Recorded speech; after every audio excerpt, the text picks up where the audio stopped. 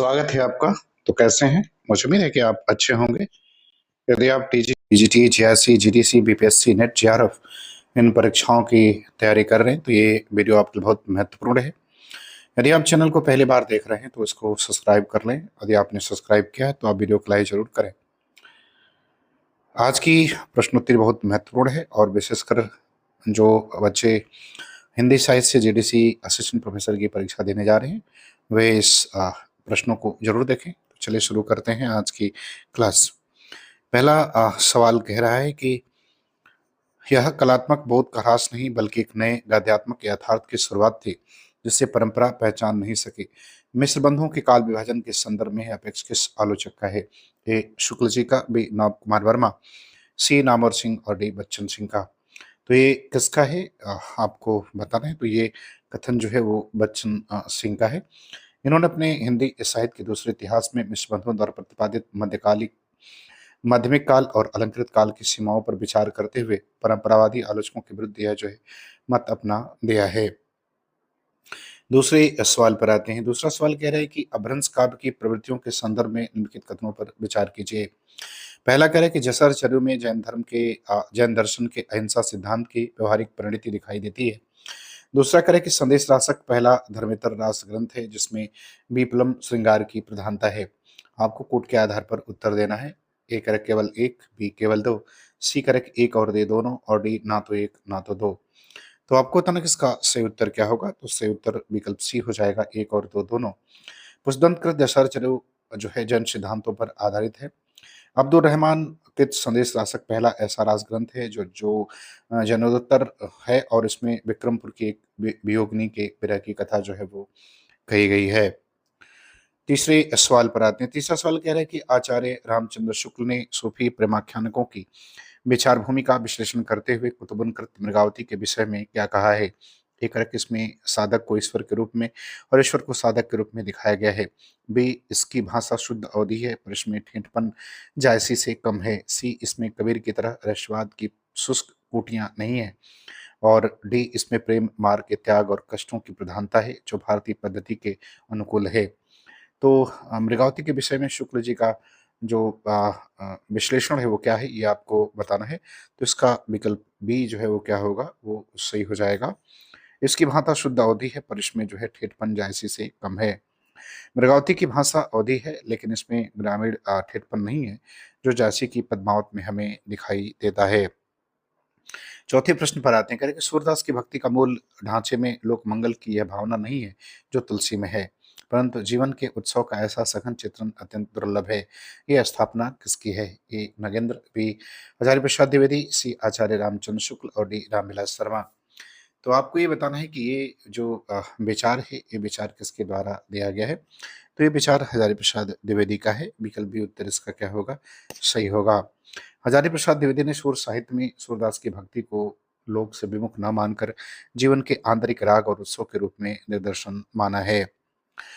पांचवें सवाल पर आते हैं। कहते हैं शिक्षा मंत्रालय ने देवनागरी लिपि संबंधी प्रकाशन से देवनागरी लिपि तथा हिंदी वर्तनी का मानकीकरण का प्रकाशन कब हुआ था? तो आपको इसका उत्तर बताना है। ए 1966, बी 68, सी 1967 और डी 1983। तो आपको बताना कि शिक्षा मंत्रालय की देवनागरी लिपि संबंधी प्रकाशन से देवनागरी लिपि तथा हिंदी वर्तनी का मानकीकरण कब प्रकाशित हुआ है, इसका प्रकाशन कब हुआ? तो इसका 1983 में हुआ। विकल्प डी उत्तर इसका सही है। छठवें सवाल पर आते हैं। करें रीतिकाल के कवि केशव दरबारी चाटुकार नहीं थे बल्कि वे अपनी भाषा के सामर्थ्य को स्थापित करने वाले भाषा शिल्पी थे। रीतिकाल के पुनर्पाठ के संदर्भ में वैचारिक स्थापना किसकी है? ए आचार्य विश्वनाथ प्रसाद मिश्र, बी भागीरथ मिश्र, सी रामस्वरूप चतुर्वेदी और डी डॉक्टर नगेंद्र। तो आपको इसका उत्तर बताना है कि यह स्थापना किसके द्वारा दी गई है। तो ये रामस्वरूप चतुर्वेदी का है। विकल्प सी उत्तर इसका सही होगा।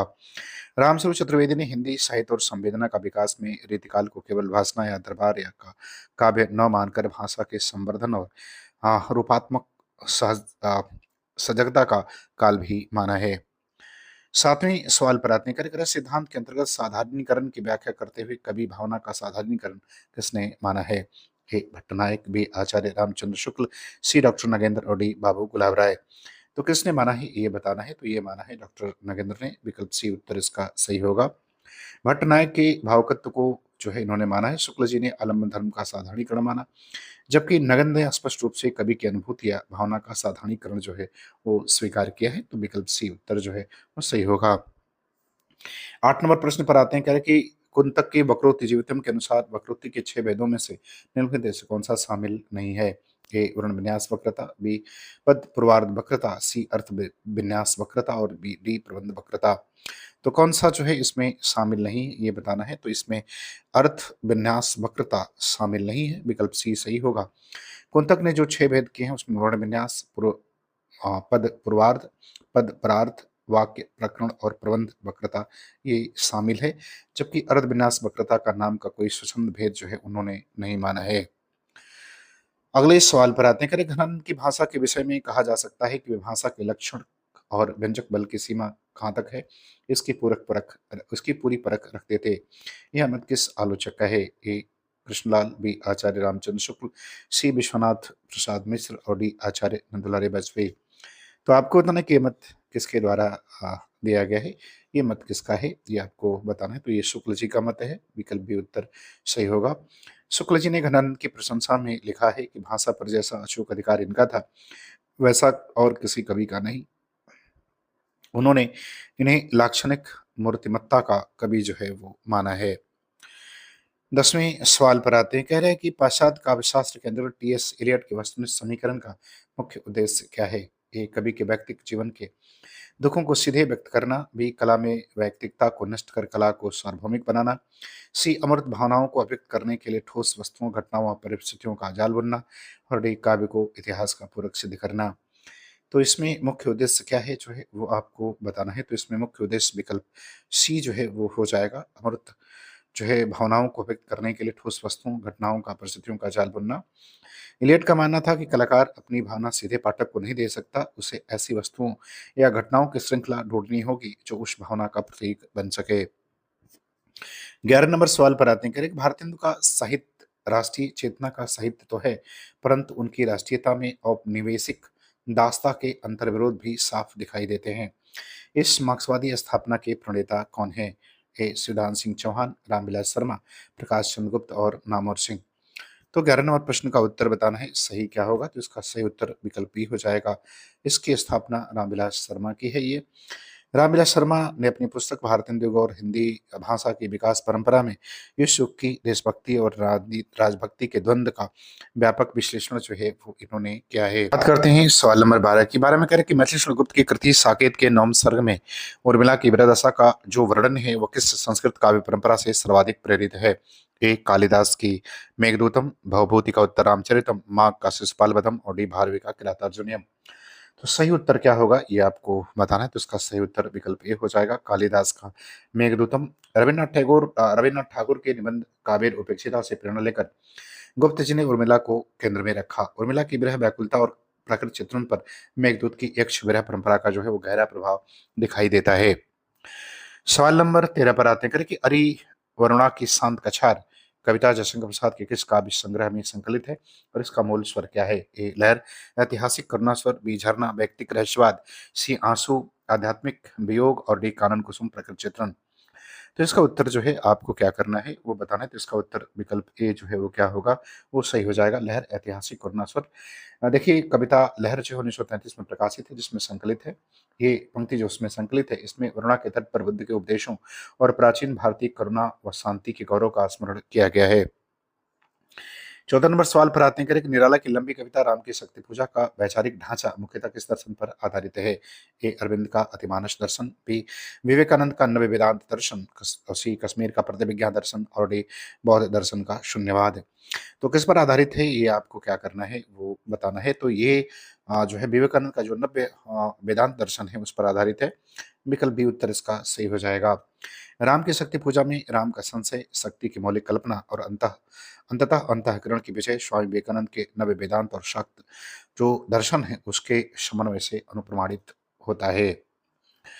सवाल नंबर 15 पर आते हैं। 15 में कह रहे हैं कि सुमित्रानंद पंत के निम्नलिखित कृतियों को उसके दार्शनिक विकास के बढ़ते क्रम में व्यवस्थित कीजिए। ए पल्लव युगांत स्वर्णकिरण लोकायतन, बी युगांत पल्लव लोकायतन स्वर्णकिरण, सी पल्लव स्वर्णकिरण युगांत और लोकायतन, डी लोकायतन स्वर्णकिरण युगांत और पल्लव। तो क्रम करना है आप इसको, तो इसका उत्तर विकल्प आपका ए हो जाएगा। पल्लव, युगांत, स्वर्ण किरण, लोकायतन। पल्लव छावादी रूप 1926, युगांत प्रगतिवादी रूप 1936, स्वर्ण किरण अरविंद दर्शन से प्रभावित 1947 और लोकायतन महाकाव्यात्मक विधान 1964।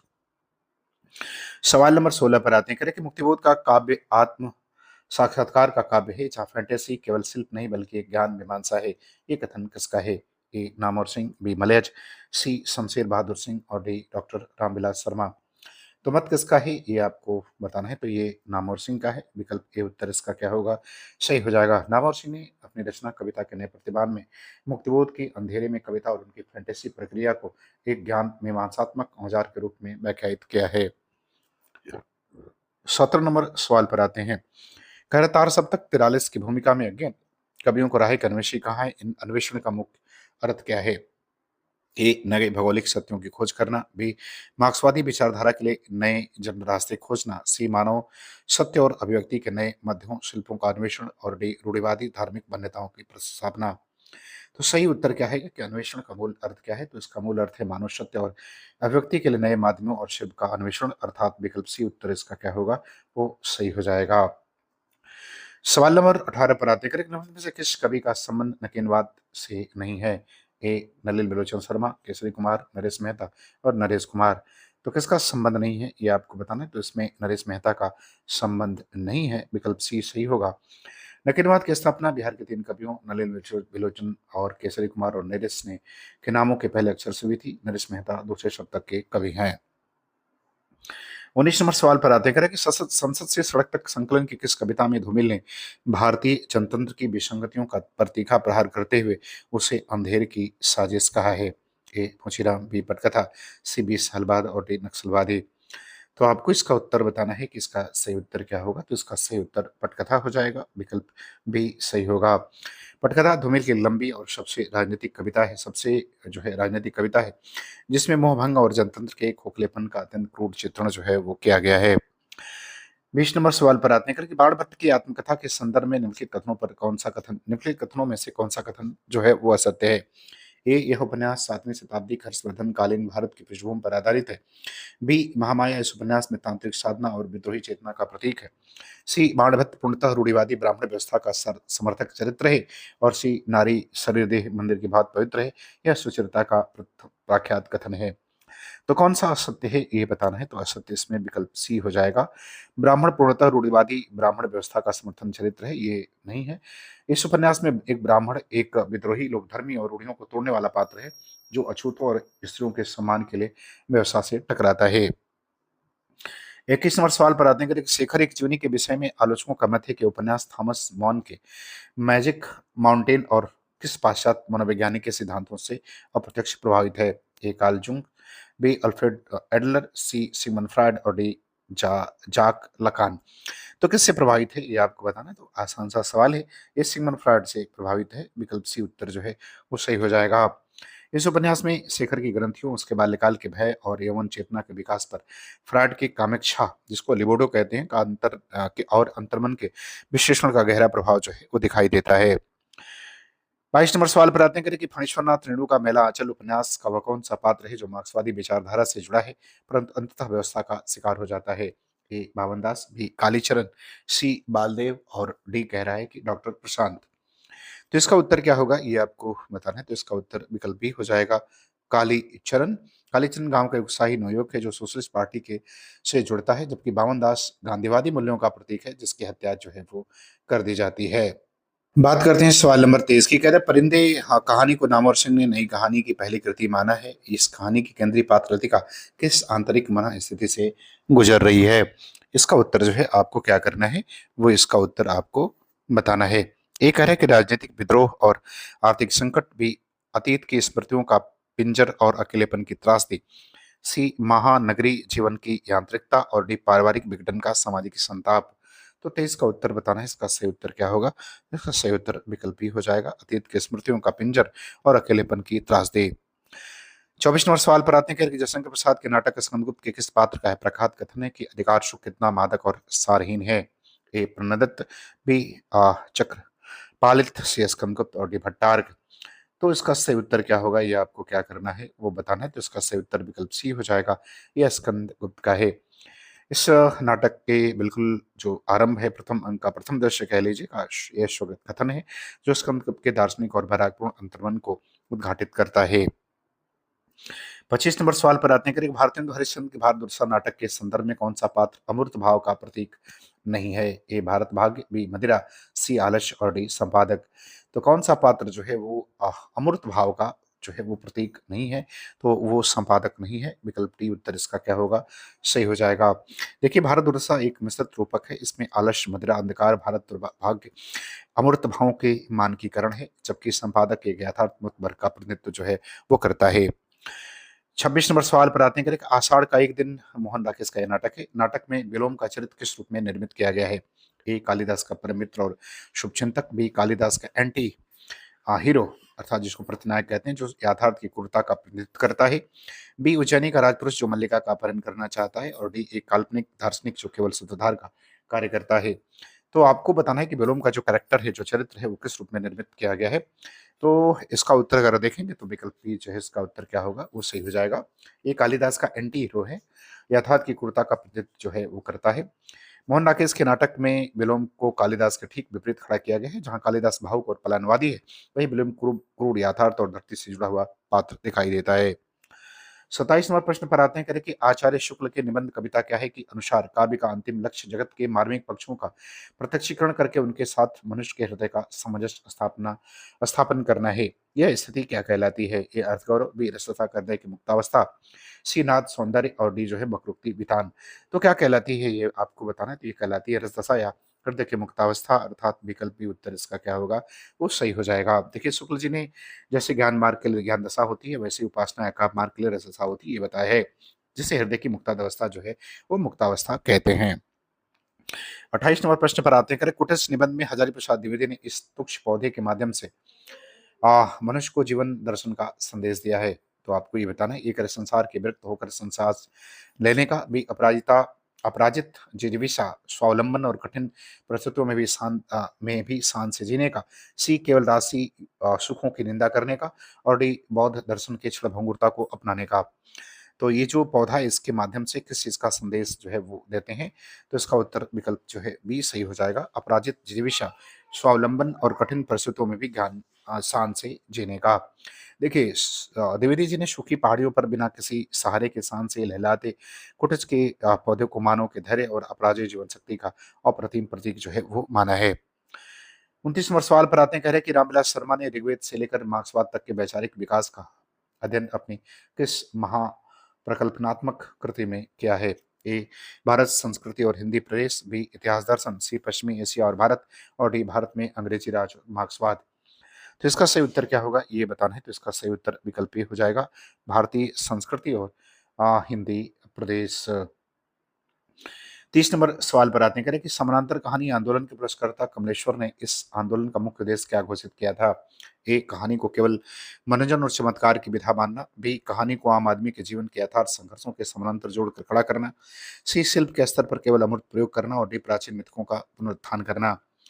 तो मूल उद्देश्य क्या था समानांतर कहानी आंदोलन के पुरस्कर्ता जो कमलेश्वर थे? तो इसका उत्तर विकल्प बी जो है वो क्या होगा, वो सही हो जाएगा। 1970 के दशक में शुरू हुआ यह आंदोलन मुख्य ध्येय कहानी को महलों या केवल बौद्धिक विलासिता से निकालकर सामान्य शोषित वर्ग के जीवन अनुभवों को समानांतर लाकर खड़ा करना था। 31 नंबर सवाल पर आते करेंगे, भारोपी भाषा परिवार की शतम ध्वनि शाखा के अंतर्गत निम्नलिखित में से कौन सा भाषा समूह आता है? ए जर्मन और सेल्टिक, बी भारत ईरानी, इंडो ईरानी और वाल्टो स्लाविक, सी ग्रीक और इटैलिक, और डी तोखारी और हिती।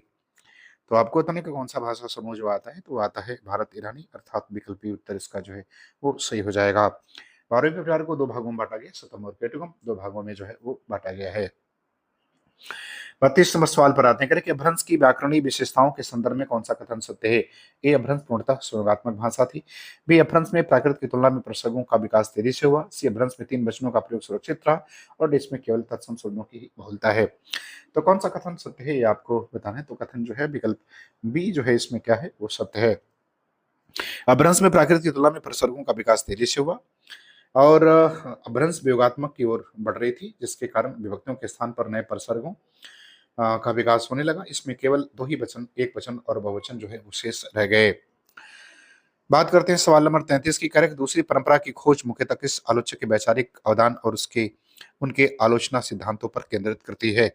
ए शुक्ल, बी हजारी प्रसाद द्विवेदी, सी रामविलास शर्मा और डी बाबू श्याम सुंदर दास। तो दूसरी परंपरा की खोज जो है वो नामवर सिंह की कृति है और ये हजारी प्रसाद द्विवेदी के इस आलोचना सिद्धांतों पर जो है वो आधारित है। विकल्प बी उत्तर सही होगा। 34 नंबर सवाल पर आते हैं कि मार्क्सवादी सौंदर्य शास्त्र के अनुसार किसी साहित्यिक कृति का मूल्यांकन किस आधार पर किया जाना चाहिए? ए केवल उसके छंद, अलंकार, रूपवादी सौंदर्य के आधार पर, बी कृति में अंतर्निहित वर्गीय चेतना, युगीन यथार्थ और शोषित वर्ग के प्रति उसकी प्रतिबद्धता के आधार पर, सी कवि की व्यक्तिक कुंठाओं के मनोवैज्ञानिक रहस्योद्घाटन पर, और डी करेक्ट केवल रस निष्पत्ति के इस प्राचीन शास्त्रीय नियमों पर। तो उत्तर बताना है कि इसका सही उत्तर क्या है। तो इसका सही उत्तर जो है विकल्प बी हो जाएगा। कृति में अंतर्निहित वर्गीय चेतना, युगीन यथार्थ और शोषित वर्ग के प्रति उसकी प्रतिबद्धता के आधार पर होना चाहिए। सवाल नंबर 35 पर आते हैं कि उत्तर आधुनिकतावाद के संदर्भ में विखंडनवाद के सिद्धांत का प्रवर्तन किसने किया? ए रोला बार्थ, बी मिशेल फूको, सी जाक दरिदा और डी ज्या फास्वाल्योतार। तो उसका उत्तर क्या होगा ये बताना है। तो इसका सही उत्तर जाक दरिदा हो जाएगा। विकल्प सी सही होगा। एक फ्रांसीसी जो है दार्शनिक है। इनके अनुसार किसी भी पाठ का कोई एक अंतिम या स्थिर अर्थ नहीं हो सकता। अर्थ हमेशा बदलता है और बिखरता रहता है। तो मुझे उम्मीद है कि ये आपकी परीक्षा के लिए बहुत महत्वपूर्ण उपयोगी होगा। तो पूरा वीडियो देखने के लिए आपका बहुत बहुत धन्यवाद।